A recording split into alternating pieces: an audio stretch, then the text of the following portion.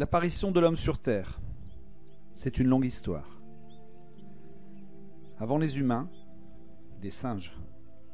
Premier épisode, les Australopithèques. Les Australopithèques. Ils sont apparus il y a 3 500 000 ans, en Afrique. Les Australopithèques sont nos ancêtres. Ce n'étaient pas des singes comme les autres, car ils se déplaçaient debout et non pas à quatre pattes. On dit qu'ils étaient bipèdes, bi-deux, pèdes les pieds, ils se déplaçaient sur leurs deux pieds. Ils vivaient en Afrique, dans la savane. À cette époque-là, en Afrique de l'Est, la forêt a disparu à cause de la sécheresse. Elle a été remplacée par la savane. La savane est couverte d'herbes hautes et ne compte que quelques arbres isolés. Les Australopithèques vivaient là, au milieu d'autres animaux. C'est pour mieux voir au-dessus des herbes hautes, que ces primates, que ces singes bipèdes à deux pieds, se sont mis debout à la suite de l'assèchement du climat, pour retrouver leur nourriture. Les Australopithèques étaient surtout des cueilleurs. Mais il leur a fallu aussi descendre des arbres afin de manger des petits animaux, des racines pour survivre, car la forêt avait disparu. Les Australopithèques étaient très velus, très poilus. Ils mesuraient entre 1 mètre et 1,50 m, ce qui n'est déjà pas mal pour un singe. Ils passaient presque tout leur temps à chercher leur nourriture.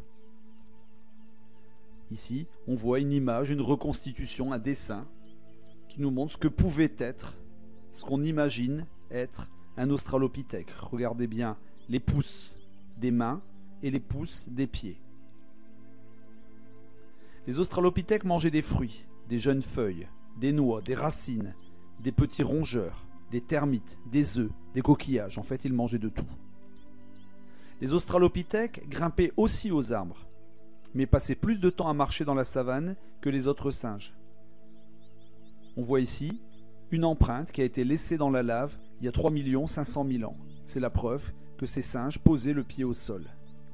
Encore ici les traces d'une promenade d'Australopithèques qui a été figée dans la lave. Les Australopithèques étaient adultes vers 11 ans et ne vivaient que jusque 30 ans. Leur vie était donc très courte. L'organe de la voix de l'Australopithèque ne lui permettait pas d'articuler des sons. Donc les Australopithèques ne faisaient que grogner. Lucie est la plus célèbre des Australopithèques. C'est la plus vieille ancêtre dont on a retrouvé le squelette.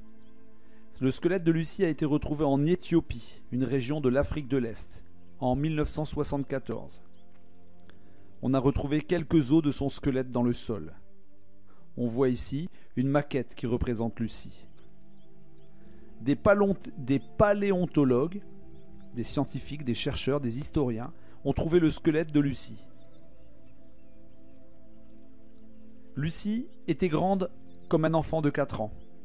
Elle était très poilue, avec un nez aplati, des mâchoires avancées, de très longs bras et de courtes jambes. Elle ne pouvait pas rester debout tout le temps. Quand elle ne marchait pas, elle devait s'accroupir. Pour elle, la marche n'était pas encore naturelle. Lucie a été retrouvée en Afrique de l'Est, dans la région d'Éthiopie. On n'a retrouvé que 52 os de son squelette. Il en manque de nombreux. On pense qu'elle avait environ 20 ans, qu'elle est morte noyée. Voici un crâne d'Australopithecus africanus. Ce crâne, ses os, ont 2 millions d'années, ce qui est énorme. Voici un autre crâne d'Australopithecus africanus. Et voici enfin une maquette, une reconstitution, un moulage, pour nous donner l'idée de ce que pouvait être un Australopithèque. Les adultes Australopithèques avaient la taille d'un enfant humain. Leurs bras étaient plus longs que les nôtres, mais leurs jambes plus courtes. Sur cette photo, on voit une maquette d'Australopithèque adulte à côté d'un enfant. On voit bien que les deux ont la même taille. Les Australopithèques ont été découverts en Afrique par des archéologues, des paléontologues qui cherchent des traces anciennes. Ici, on voit tous les points de couleur sont des chantiers de fouilles qui ont permis de trouver des squelettes. Voici des paléontologues en plein travail. Ils fouillent, ils grattent, ils cherchent. il trouve des indices du temps passé. On a retrouvé plusieurs morceaux de squelettes fossilisés en Afrique. Les australopithèques étaient des singes qui se servaient d'outils simples, comme le bâton, le galet. Attention, ils ne savaient pas fabriquer leurs outils eux-mêmes. Ils se servaient des objets trouvés tels quels dans la nature. Le galet aménagé, le chopping tool et l'outil de l'australopithèque. Les australopithèques se servaient de cailloux pour écraser, pour taper. Voici maintenant le test final. Prenez une feuille de papier, écrivez les numéros 1, 2, 3, 4, 5, 6, 7, 8, 9, 10 au bord de la marge et répondez par les lettres V, vrai, ou F, faux. Exemple 1F ou 2V. Est-ce que vous êtes prêts? Allons-y. Les australopithèques savaient faire du feu. Vrai ou faux? Les australopithèques savaient-ils casser des graines et des noix avec des pierres? Vrai ou faux? Les australopithèques savaient marcher à quatre pattes. Vrai ou faux? Les australopithèques vivaient en groupe. Question 4. Vrai ou faux? Les australopithèques grimpaient bien aux arbres. Vrai ou faux? Les australopithèques étaient plus petits que les hommes. 6e question. Vrai ou faux? 7. Les australopithèques avaient des couteaux. Vrai ou faux? 8. Les australopithèques vivaient dans des grottes. Vrai ou faux? Les australopithèques, question 9, vivaient en Afrique. Vrai ou faux? Question 10. Les australopithèques étaient adultes à 11 ans. Vrai ou faux? Relisez bien une dernière fois les questions. Vérifiez vos réponses.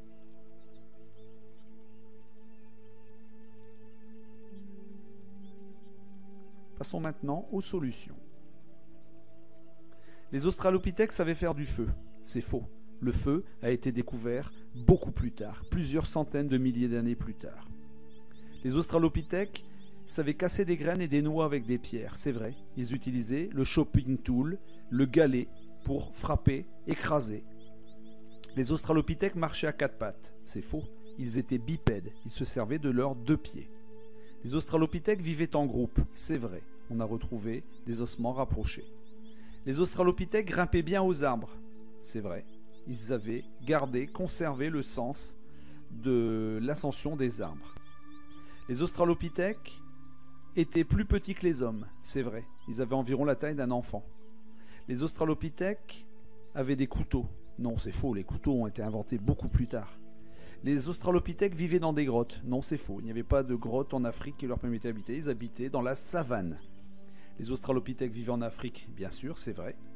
Et les australopithèques étaient adultes à 11 ans, c'est vrai. Donc les réponses étaient 1F, 2V, 3F, 4V, 5V, 6V, 7F, 8F, 9V et 10V. Voilà, c'est terminé pour le test. Cette vidéo est maintenant terminée et Lucie vous dit à bientôt.